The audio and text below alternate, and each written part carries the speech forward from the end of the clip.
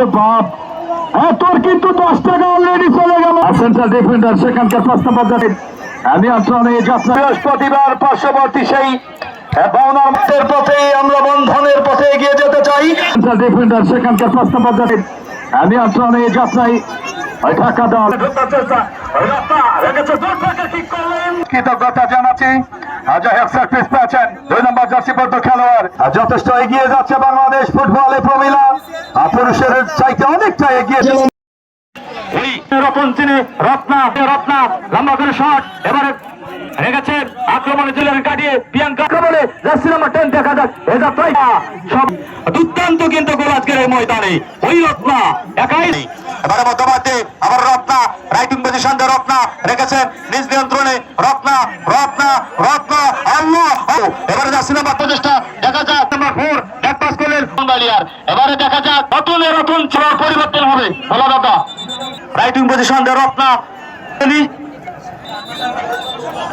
মাঠের বাইরে ওই সূর্য বাবার দেখা পাই না। আগুন দারুণ ফাগুনের আগুন রে সেই এই বসন্তের সুবাতার ফাগুনের এই ফাগুন চৈত্রের হাওয়া যেন আমাদের গায়ের ভালোবাসা গায়ে মেখিয়ে সবই আগামী। সম্মানিত নেতৃবৃন্দ, প্রধান অতিথি, বিশেষ অতিথি ভাইকে ধন্যবাদ জানাই।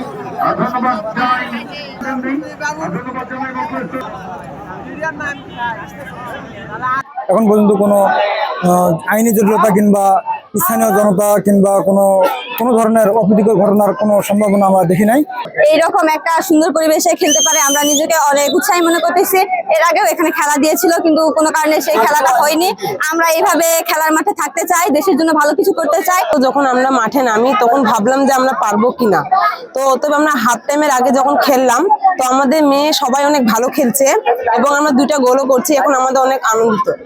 নারীরা যে ঘরের কাজ করে, নারীরা সবকিছু পারে, নারীরা খেলতেও পারে। মাঠে আসছে, আমরাও আসছি দেখার জন্য, উপভোগ করার জন্য। ভালো লাগছে। বাংলাদেশের ফুটবল টিম আমাদের বাংলাদেশ সব জায়গায় খেলুক, আমরাও দোয়া করি এই টিম যেন অন্য দেশে কেউ খেলতে পারে। আমরা এই দোয়া করি অন্য জায়গায় এই মেয়েদের ফুটবল খেলা নিয়ে অনেক মারামারি গন্ডগোল হচ্ছে।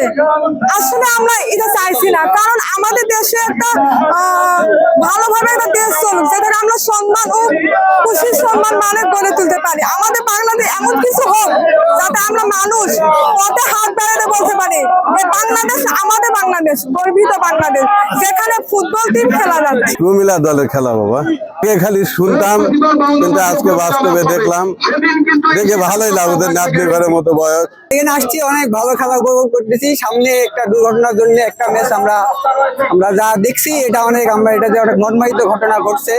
আমরা চাই এভাবে খেলা হোক।